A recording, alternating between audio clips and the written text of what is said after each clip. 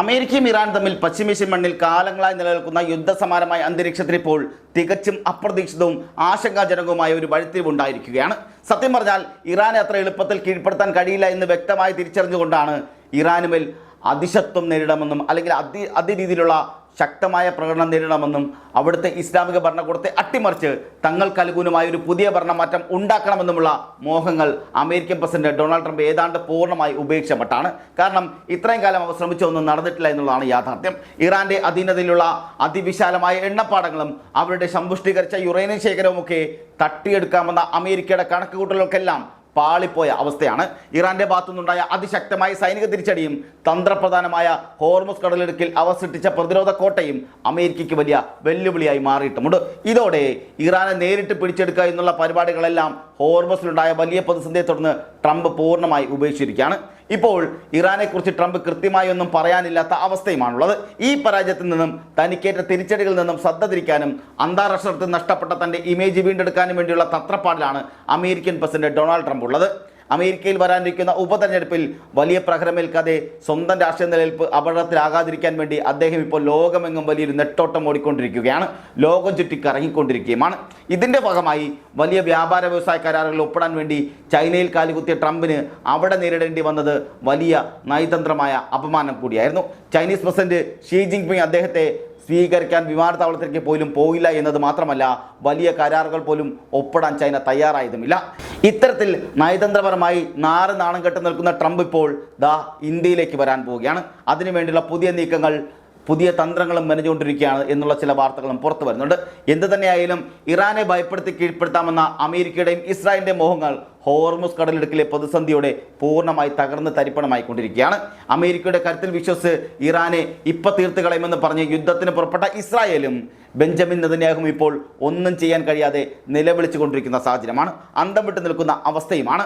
നെതന്യാഹുവിൻ്റെ വീരവാദങ്ങളെല്ലാം വെറും പുല്ലുവില പോലും ഇല്ലാത്ത വിധത്തിൽ അന്തരീക്ഷത്തിൽ ആവിയായി തീർന്നിരിക്കുകയാണ്. എന്നാൽ ഈ സമയത്താണ് ഇറാനിൽ ആഭ്യന്തരമായി മറ്റൊരു വലിയ പ്രശ്നം ഉടലെടുത്തിരിക്കുന്നത്.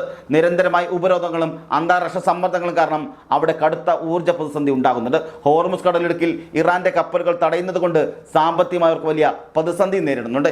എങ്കിലും കഴിഞ്ഞ 49 വർഷക്കാലമായി ഇത്തരം കടുത്ത അന്താരാഷ്ട്ര ഉപരോധങ്ങളെയും പ്രതിസന്ധികളെയും തങ്ങളുടെ ആത്മബലം കൊണ്ട് ശക്തമായ പ്രതിരോധത്തിലൂടെയും അതിജീവിച്ച പാരമ്പര്യമാണ് ഇറാനുള്ളത്. അതുകൊണ്ട് തന്നെ നിലവിലെ ഈ പ്രതിസന്ധികളും തങ്ങളുടെ അസ്തിത്വത്തിനായുള്ള പോരാട്ടത്തിലൂടെ അവർ മറികടക്കും തന്നെയാണ് ലോകം കരുതുന്നത്. അതുകൊണ്ട് തന്നെ ഇതൊന്നും ഇറാനെ സംബന്ധിച്ചൊരു വലിയ പ്രശ്നമൊന്നുമല്ല. അതൊരു പ്രശ്നമാണെങ്കിൽ പോലും ഇറാൻ അതിനെ അതിജീവിക്കാൻ വേണ്ടി പൊരുതുക കൂടിയാണ്. പക്ഷേ ഇവിടെ സംഭവിക്കുന്ന ഏറ്റവും പ്രധാനപ്പെട്ട ഒരു പ്രശ്നം എന്താണെന്ന് അറിയുമോ? കഴിഞ്ഞ 3 ദിവസം മുമ്പ് റോയിട്ടേഴ്സ് എന്ന് പറയുന്ന അന്താരാഷ്ട്ര വാർത്താ ഏജൻസി ഏറ്റവും പ്രധാനപ്പെട്ട ഒരു വിവരശേഖരണം പുറത്തുവിടുകയുണ്ടായി. ഈ ലോകത്തെ മുഴുവൻ വാർത്താ ചാനലും പത്രമാധ്യമങ്ങളും ഓൺലൈൻ മാധ്യമങ്ങളൊക്കെ ആദ്യ വിവരശേഖരത്തെ സമീപിക്കുന്ന ഈ വിശ്വസനീയമായ വാർത്താ സ്രോതസ്സാണ് റോയിട്ടേഴ്സ് എന്ന് പറയുന്നത്. ഈ റോയിട്ടേഴ്സ് 3 ദിവസം മുമ്പ് നിർണായകമായ ഒരു വാർത്ത അവരുടെ ആദ്യ പ്രാധാന്യമുള്ള ബ്രേക്കിംഗ് വാർത്തയായി നൽകുകയുണ്ടായി. പ്രാദേശിക യുദ്ധം കൂടുതൽ വ്യാപിക്കുന്ന പശ്ചാത്തലത്തിൽ സൗദി അറേബ്യ ഇറാനെതിരെ അതീവ രഹസ്യമായ ആക്രമണങ്ങൾ ആരംഭിച്ചിരിക്കുകയാണ് എന്നുള്ളതാണ് വിശ്വസനീയമായ കേന്ദ്രങ്ങളെ ഉദ്ധരിച്ചുകൊണ്ട് റോയിട്ടേഴ്സ് റിപ്പോർട്ട് ചെയ്തിരിക്കുന്നത്. ഇതിന് പ്രതീകാത്മകമായി സൗദി അറേബ്യയുടെ യുദ്ധവിമാനങ്ങളുടെ ചിത്രങ്ങളും അവർ പങ്കുവച്ചിട്ടുമുണ്ട്. ഈ ആക്രമണങ്ങളെ തുടർന്ന് സൗദി അറേബ്യയ്ക്ക് നേരെ ഇറാൻ നടത്തിവന്ന ആക്രമണങ്ങളിൽ കുറവുണ്ടായതായും വാർത്തകൾ സൂചിപ്പിക്കുന്നുമുണ്ട്. തങ്ങൾക്കെതിരെയുള്ള നീക്കങ്ങൾക്ക് ശക്തമായ തിരിച്ചടി നൽകുമെന്ന് സൗദി അറേബ്യ ഇറാന് മുന്നറിയിപ്പ് നൽകിയിട്ടുണ്ടെങ്കിലും ഇരു രാജ്യങ്ങളും തമ്മിലുള്ള നയതന്ത്ര ചർച്ചകൾ ഇപ്പോഴും തുടരുകയും ചെയ്യുന്നു. ചരിത്രത്തിൽ ആദ്യമായാണ് സൗദി അറേബ്യ ഇറാന്റെ മണ്ണിലേക്ക് നേരിട്ട് ഇത്തരം ഒരു സൈനിക ആക്രമണം നടത്തുന്നത്. തങ്ങളുടെ പരമ്പരാഗത ശത്രുവിനോട് കണക്ക് തീർക്കാനുള്ള പുറപ്പാടിലാണ് സൗദി അറേബ്യ എന്ന് വ്യക്തമാക്കുന്നതാണ് ഈ പുതിയ നീക്കങ്ങൾ കൂടി. ഇത് ഇനിയും തുടരാനുള്ള സാധ്യതയുമുണ്ടെന്നാണ് റിപ്പോർട്ടിൽ പറഞ്ഞു പോകുന്നത്. ഇതിന് തൊട്ട് പിന്നാലെയാണ് അതിൻ്റെ അടുത്ത ദിവസം തന്നെ വന്ന മറ്റൊരു എക്സ്ക്ലൂസീവ് വാർത്ത പ്രകാരം ഇറാഖിൽ ഇറാനെ പിന്തുണയ്ക്കുന്ന വിവിധ മിലീഷ്യ ഗ്രൂപ്പുകൾക്ക് നേരെയും സൗദി അറേബ്യയുടെ യുദ്ധവിമാനങ്ങൾ ശക്തമായ ബോംബാക്രമണം നടത്തിയായും വാർത്തകൾ വരുന്നുണ്ട്. ഇത് ശരിവെക്കുന്ന രീതിയിലാണ് അമേരിക്കൻ ഉദ്യോഗസ്ഥരെ ഉദ്ധരിച്ചുകൊണ്ട് ദ ന്യൂയോർക്ക് ടൈംസ് പത്രം മറ്റൊരു റിപ്പോർട്ടിൽ പുറത്തുവിട്ടിരിക്കുന്നത്. സൗദി അറേബ്യ യുണൈറ്റഡ് അറബ് എമിറേറ്റ്സിനെയും സംയുക്തമായി ഇറാനിൽ അതീവ രഹസ്യമായ ആക്രമണങ്ങൾ നടത്തി കഴിഞ്ഞു എന്നാണ് അമേരിക്കൻ കേന്ദ്രങ്ങളും വ്യക്തമാക്കുന്നത്. ഈ വാർത്തകളെല്ലാം കൂട്ടി വായിക്കുമ്പോൾ നമ്മൾ മനസ്സിലാക്കേണ്ടത്, അല്ലെങ്കിൽ നമ്മൾ തിരിച്ചറിയേണ്ടത്, പശ്ചിമേഷ്യയിൽ അതീവ ഭയാനകമായ ഒരു ചിത്രമാണ് തെളിഞ്ഞു വരുന്നത് എന്നുള്ളതാണ്. പശ്ചിമേഷ്യൻ മേഖലയെ പൂർണ്ണമായും യുദ്ധത്തിലേക്ക് തള്ളിവിട്ട് കുളം കലക്കിയ ശേഷം അമേരിക്കൻ പ്രസിഡന്റ് ഡൊണാൾഡ് ട്രംപ് നൈസായി കൈയും കഴുകി പൊടിയും തട്ടി അടുത്ത വഴി തേടിപ്പോയിരിക്കുകയാണ്. ഇസ്രായേൽ ആകട്ടെ അമേരിക്കയുടെ സജീവമായി പിന്തുണയില്ലാതെ ഇറാനെതിരെ ഒറ്റയ്ക്കൊരു ചുക്കും ചെയ്യാൻ കഴിയില്ലെന്ന യാഥാർത്ഥ്യം മനസ്സിലാക്കി അന്തം വിട്ടു നിൽക്കുന്ന നിലയിലേക്കും സാഹചര്യങ്ങൾ മാറി മറിയുകയും ചെയ്യുന്നു. നെതന്യാഹുവിൻ്റെ വീരവാദങ്ങൾ മുഴുവനും പുല്ല് വില പോലും ഇല്ലാത്ത വിധത്തിൽ അന്തരീക്ഷത്തിൽ ആവിയായി തീരുകയും ചെയ്തു. പക്ഷേ അമേരിക്ക കൊളുത്തിവിട്ട ആ യുദ്ധത്തിൻ്റെ തീ ഇപ്പോൾ അറബ് രാജ്യങ്ങൾ, അതായത് പ്രമുഖ സുന്നി രാജ്യങ്ങൾ ഏറ്റെടുത്തിരിക്കുകയാണ്. ഇതോടെ പശ്ചിമേഷ്യൻ രാഷ്ട്രീയം വീണ്ടും പഴയ സുന്നി ഷിയ തർക്കങ്ങളിലേക്കും വലിയൊരു ചേരുതിയിലേക്കും അതിവേഗം നീങ്ങിക്കൊണ്ടിരിക്കുകയാണ്. 90-91 കാലഘട്ടങ്ങളിൽ നമ്മൾ കേട്ടിട്ടുള്ളത് ഗൾഫ് വാർ എന്ന് പറയുന്നത് അതിഭീകരമായ അതിഭയാനകമായ സ്ഥിതിവിശേഷങ്ങളിലേക്കാണോ കാര്യങ്ങൾ നീങ്ങുന്നത് സംശയിക്കേണ്ടിയിരിക്കുന്നു. മിഡിൽ ഈസ്റ്റിലെ കാര്യങ്ങൾ അങ്ങോട്ടും ഇങ്ങോട്ടും ഏറ്റുമുട്ടുന്ന അവസ്ഥയിലേക്ക് ഇറാന് നേരെ ശക്തമായ ആക്രമണങ്ങളുമായി UAEയും സൗദിയും വരികയും ചെയ്യുന്നു. ഇവരുടെ പോർ വിമാനങ്ങൾ ഇറാന്റെ മണ്ണിന് ചുറ്റും അന്തരീക്ഷത്തിൽ വട്ടമിട്ട് പറക്കുകയും ചെയ്യുന്നു.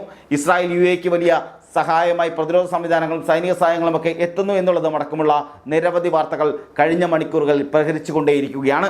അതായത് അമേരിക്കയും ഇസ്രായേലും ചെയ്യുന്നത് മുഴുവനും വലിയ ശരികളാണ്. ഇറാനെ തകർക്കണം, തീർക്കണം, ഇല്ലാതാക്കണം എന്നൊക്കെ മുറവിളി കൂട്ടി ഫാദർലാൻഡും അതുപോലെ മദർലാൻഡും ഒക്കെ ആഘോഷിച്ച് നടന്ന കുറേ ആളുകൾ നമുക്കിടയിലുണ്ട്. പക്ഷേ അതുകൊണ്ടുണ്ടായ ഒരു വലിയ ദുരിതം ഇപ്പോൾ നമ്മൾ ഉൾപ്പെടുന്ന സകലരെയും വല്ലാത്ത ഭീതിയിലേക്കും വല്ലാത്ത രീതിയിലും ബുദ്ധിമുട്ടിക്കാൻ പോവുകയാണ്.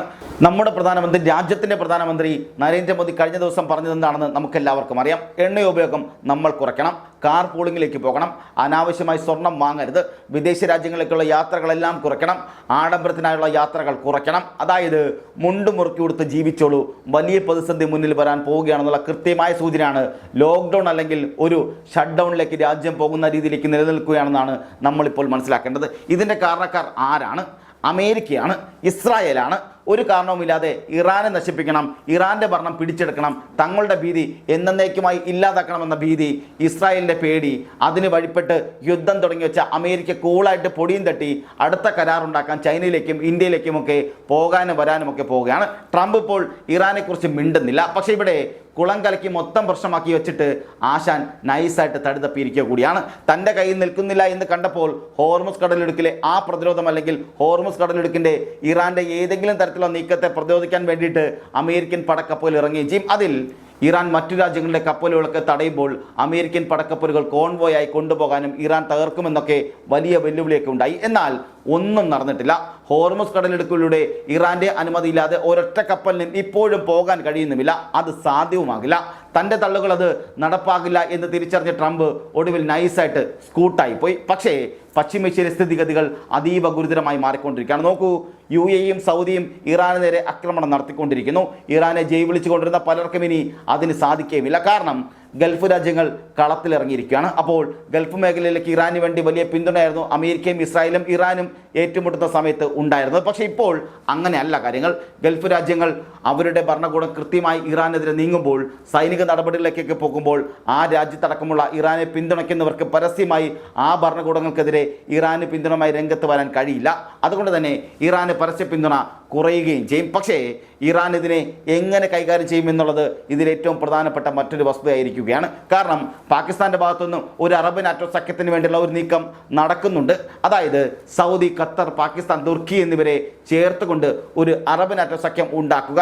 അത് ഇറാൻ്റെ ഇത്തരം ആക്രമണങ്ങളെ, മിഡിൽ ഈസ്റ്റ് രാജ്യങ്ങളിലേക്ക് ഇറാൻ നടത്തുന്ന ആക്രമണങ്ങളെ ശക്തമായി ഈ അറബ് നാറ്റോ ഉപയോഗിച്ച് പ്രതിരോധിക്കുക എന്നതടക്കമുള്ള നിരവധി പ്ലാനുകളാണ് പാകിസ്ഥാൻ മുന്നോട്ട് വയ്ക്കുന്നത്. കാരണം പാകിസ്ഥാനെ സംബന്ധിച്ച് ആഭ്യന്തര യുദ്ധം രൂക്ഷമാണ്, വലിയ സാമ്പത്തിക തകർച്ചയിലുമാണ് പാകിസ്ഥാൻ. അതുകൊണ്ട് തന്നെ അമേരിക്കയുടെ അടക്കം പിന്തുണയോടുകൂടി ഇത്തരമൊരു സഖ്യമൊക്കെ ഉണ്ടാക്കിയെങ്കിൽ മാത്രമേ പാകിസ്ഥാന് നിലനിൽപ്പുണ്ടാവുകയുള്ളൂ. അതുകൊണ്ടാണ് ഈ യുദ്ധത്തെ ആളിക്കത്തിക്കുന്ന വിധത്തിൽ അമേരിക്കയ്ക്ക് ഗുണകരമാവുന്ന വിധത്തിൽ മറ്റ് അറബ് രാജ്യങ്ങളേക്ക് കൂട്ടിച്ചേർത്തുകൊണ്ട് ഇറാനെതിരെ വലിയ യുദ്ധത്തിലേക്ക് പാകിസ്ഥാൻ കാര്യങ്ങളെ കൊണ്ടുപോയിക്കൊണ്ടിരിക്കുന്നത്. പക്ഷേ ഇവിടെ മനസ്സിലാക്കേണ്ട പ്രധാനപ്പെട്ട കാര്യമെന്ന് പറയുന്നത് ഇത് പശ്ചിമേഷ്യയിൽ ഒരു വലിയ യുദ്ധത്തിലേക്ക് വഴി തുറക്കുന്ന രീതിയിലേക്ക് കാര്യങ്ങൾ മാറ്റിമറിക്കപ്പെടുകയാണ്. അതായത് അമേരിക്കയ്ക്ക് ഒന്നും നഷ്ടപ്പെടാനില്ല, ഒന്നുമൊട്ടും നഷ്ടപ്പെടുകയുമില്ല. അവർക്ക് സൈനിക കേന്ദ്രങ്ങൾ നഷ്ടപ്പെട്ടു എന്നല്ലാതെ അവരുടെ ടെറിട്ടറിയിലേക്ക് കയറിക്കൊണ്ട്, അവരുടെ ഭൂമിക്കുള്ളിലേക്ക്, അവരുടെ മണ്ണിലേക്ക് കയറിക്കൊണ്ട് ഒരു ആക്രമണവും നടന്നിട്ടില്ല. അതുകൊണ്ട് തന്നെ പശ്ചിമേഷ്യയിൽ എന്ത് ഗുരുതര സാഹചര്യം ഉണ്ടായാലും അത് നേരിട്ട് അമേരിക്കയെ ബാധിക്കുകയുമില്ല. ഇപ്പോൾ ഹോർമുസ് കടലിടുക്ക് അടച്ചത് കൊണ്ടുള്ള വ്യാപാരമായിട്ടുള്ള പ്രശ്നങ്ങൾ, അതുപോലെ ഡോളറിനുണ്ടാകുന്ന വീഴ്ചകൾ അല്ലെങ്കിൽ എണ്ണ ഉപയോഗത്തിലുണ്ടാകുന്ന പ്രശ്നങ്ങളൊക്കെ അമേരിക്കയെ ബാധിക്കുമായിരിക്കാം. പക്ഷേ പശ്ചിമേഷ്യയിൽ ഒരു യുദ്ധമുണ്ടായാൽ അല്ലെങ്കിൽ പശ്ചിമേഷ്യൻ രാജ്യങ്ങൾ ഏറ്റുമുട്ടിയാൽ, മിഡിൽ ഈസ്റ്റിൽ ഒരു ശക്തമായ യുദ്ധമുണ്ടായാൽ അത് ഇന്ത്യ ഉൾപ്പെടുന്ന അല്ലെങ്കിൽ ഗൾഫ് രാജ്യങ്ങൾ ഉൾപ്പെടുന്ന പശ്ചിമേഷ്യൻ രാജ്യങ്ങളെ ബാധിക്കുന്നത് പോലെ ഒന്നും അമേരിക്കയ്ക്കൊന്നും സംഭവിക്കില്ല. അതുകൊണ്ട് തന്നെ ഇവിടെ പ്രശ്നങ്ങളുണ്ടാക്കി പശ്ചിമേഷ്യയിലെ രാജ്യങ്ങൾ തമ്മിൽ തല്ലിക്കുന്ന വിധത്തിലേക്ക് കാര്യങ്ങൾ എത്തിച്ച് അനാവശ്യമായൊരു യുദ്ധം 2 മാസങ്ങൾക്ക് മുമ്പ് തുടങ്ങി വെച്ച് ഒരു വലിയ ഭീതിയും ആശങ്കയും നഷ്ടവുമൊക്കെ ഇന്ത്യ ഉൾപ്പെടെയുള്ള രാജ്യങ്ങൾക്ക് വരുത്തി വയ്ക്കാൻ പോകുന്ന വിധത്തിൽ ഗുരുതരമായ പ്രതിസന്ധി ഉണ്ടാക്കിയിട്ട് മൂട്ടിലെ പൊടിയും തട്ടി ഇപ്പോൾ ട്രംപ് ആശാൻ നാട് വിട്ടിരിക്കുകയാണ്, അല്ലെങ്കിൽ ആശാൻ സ്കൂട്ടായിരിക്കുകയാണ്. ഇതിനെതിരെ ഒരു തരത്തിലുള്ള വികാരവും എവിടെയും ഉണ്ടാകുന്നില്ല എന്നുള്ളതാണ് നമ്മെല്ലാവരെയും അത്ഭുതപ്പെടുത്തുന്ന കാര്യം. കാരണം ഇപ്പോഴത്തെ കണക്കുകൾ പ്രകാരം ഈ യുദ്ധം കൊണ്ടുണ്ടായ പ്രതിസന്ധികൾക്ക് ഗൾഫ് മേഖലയിലായാലും ഇന്ത്യ ഉൾപ്പെടെയുള്ള രാജ്യങ്ങൾക്ക് പരിഹരിക്കണമെങ്കിൽ ഏതാണ്ട് 1 വർഷമെങ്കിലും വേണ്ടിവരും. അതായത് ഹോർമുസ് കടലിലേക്ക് എപ്പോൾ തുറന്നാലും ഈ ബ്ലോക്ക് കൊണ്ട് ഈ യുദ്ധത്തിൻ്റെ ഭാഗമായി ഉണ്ടായ പ്രതിസന്ധി മാറ്റാൻ സമയമുണ്ടാകും, അല്ലെങ്കിൽ വലിയ സമയമെടുക്കും. ഇറാൻ നേരത്തെ തന്നെ മുന്നറിയിപ്പ് കൊടുത്തിട്ടുള്ള ആ ബ്ലോക്ക് ഇറാൻ മുമ്പേ പറഞ്ഞിട്ടുള്ളതാണ്. ഇത് മഹായുദ്ധമായി വളരും, ഞങ്ങളെ വെറുതെ ആക്രമിച്ചാൽ ഹോർമുസ് ഞങ്ങൾ അടയ്ക്കും, വലിയ പ്രതിസന്ധി ഉണ്ടാകുമെന്ന് നിരന്തരമായി ഇറാൻ മുന്നറിയിപ്പ് കൊടുത്തതുമാണ്. എന്നിട്ടും ഇസ്രായേലിൻ്റെ സ്വാർത്ഥ താല്പര്യങ്ങൾക്ക് വഴങ്ങി അമേരിക്കയുടെ എണ്ണ പിടിച്ചെടുക്കാൻ ഇറാൻ്റെ എണ്ണ ശേഖരവും യുറേനിയം ശേഖരവും ലക്ഷ്യമിട്ടുകൊണ്ടുള്ള ആ നീക്കം പാളിപ്പോവുകയും ചെയ്തു. പക്ഷേ ആ നീക്കം കൊണ്ട് അനുഭവിക്കുന്നത് നമ്മളൊക്കെയാണ്. അതായത് ഇന്ത്യ മഹാരാജ്യം ഉൾപ്പെടെയുള്ള ഞാനും നിങ്ങളും അടക്കമുള്ള ജനങ്ങളാണ്. ഇനി 1 വർഷമെങ്കിലും ഏറ്റവും കുറഞ്ഞത് വേണ്ടിവരും. ഇന്നിതാ നമുക്കറിയാം പെട്രോളിനും ഡീസലിനുമൊക്കെ 3 രൂപയോളം വർദ്ധിച്ചിരിക്കുന്ന സാഹചര്യം ഉണ്ടാകുന്നുണ്ട്. ഈ പ്രശ്നങ്ങൾ മുഴുവൻ പരിഹരിച്ച് പഴയ രീതിയിലേക്ക് കാര്യങ്ങളെത്താൻ അല്ലെങ്കിൽ എന്ത് സമയമെടുക്കുമെന്ന് കൂടി ആലോചിച്ചിരിക്കുന്നു. ഗൾഫ് രാജ്യങ്ങളുടെ എണ്ണ ശുദ്ധീകരണശാലകൾ അടക്കമുള്ള കേന്ദ്രങ്ങൾ ഉണ്ടായിട്ടുള്ള ഈ നാശനഷ്ടങ്ങൾ പരിഹരിച്ച് അവയുടെ എണ്ണ സംഭരണം, അതായത് നമ്മുടെ റിസർവ് അടക്കം പുനഃസ്ഥാപിക്കണമെങ്കിൽ അതിനും ഏതാണ്ട് ഒരുപാട് കാലമെടുക്കും, വർഷങ്ങൾ തന്നെ വേണ്ടിവരും. അതാണിപ്പോൾ വരുന്ന കണക്കുകൾ എന്ന് പറയുന്നത്. കൃത്യമായ കണക്കല്ലെങ്കിലും പല മാധ്യമങ്ങളും വരുന്ന ഏകദേശ കണക്കുകൾ ഇങ്ങനെയൊക്കെയാണ്. അപ്പോൾ ഗുരുതരമായ പ്രതിസന്ധി പശ്ചിമേഷ്യയിലൊക്കെ ഉണ്ടാക്കിയിട്ട് അവിടെ എന്നിട്ടും ഇപ്പോൾ സംഭവിക്കുന്നത് എന്താണെന്ന് കൂടി ആലോചിക്കണം. വീണ്ടും ഈ യുദ്ധത്തിൻ്റെ തീവ്രത കൂട്ടുന്ന വിധത്ത് ഗൾഫ് രാജ്യങ്ങൾ സുന്നി ഷിയ യുദ്ധം എന്ന നിലയിലേക്ക്, അല്ലെങ്കിൽ ആ സാഹചര്യത്തിലേക്ക് ഒരു ഷിയ രാജ്യമായ ഇറാനെ സുന്നി രാജ്യങ്ങൾ ആക്രമിക്കുന്ന വിധത്തിലൊക്കെ കാര്യങ്ങൾ മാറുകയും ചെയ്യുന്നു. പശ്ചിമേഷ്യൻ രാജ്യങ്ങൾ തമ്മിൽ തല്ലുകയാണ്, അമേരിക്ക കാഴ്ചക്കാരെ മാറി നിൽക്കുകയും ചെയ്യുന്നു. പക്ഷേ അതിൽ ട്രംപും നട്ടം തിരിയുകയാണ്. ശരിക്കും പറഞ്ഞാൽ യുദ്ധം തുടങ്ങി വെച്ച ട്രംപിന് വലിയ തിരിച്ചടി ഉണ്ടായിട്ടുണ്ട്, വലിയ തോതിലുള്ള പ്രശ്നങ്ങളുമുണ്ട്. പക്ഷേ ട്രംപ് ഏറ്റെടുത്ത ഇറാൻ്റെ നാശമെന്ന ദൗത്യം അത് നേടാൻ കഴിഞ്ഞില്ലെങ്കിലും ഇറാനെ നിരന്തരമായി ആക്രമിക്കാൻ ഗൾഫ് രാജ്യങ്ങൾ ഇറങ്ങി പുറപ്പെടുന്നു എന്നുള്ളത് ട്രംപിനെ സംബന്ധിച്ച് എപ്പോഴും സന്തോഷം നൽകുന്ന കാര്യമാണ്. പക്ഷേ അമേരിക്കയിൽ ഉപതെരഞ്ഞെടുപ്പ് നടക്കാൻ പോവുകയാണ്.